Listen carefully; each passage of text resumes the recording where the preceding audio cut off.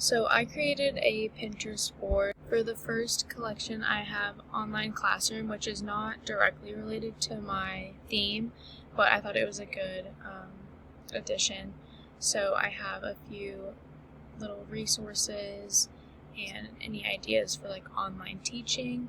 And then the moon phases relates back to my theme of like 4th grade, 5th grade science.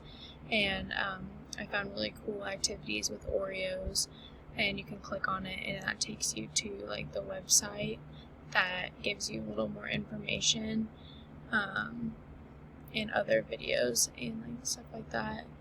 And I also figured out how to follow people.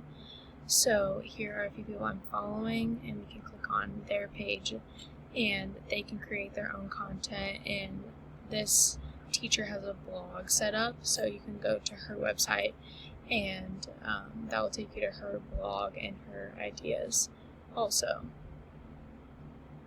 So it was very easy to like find relevant information and like teachers I was like looking for and like similar age groups.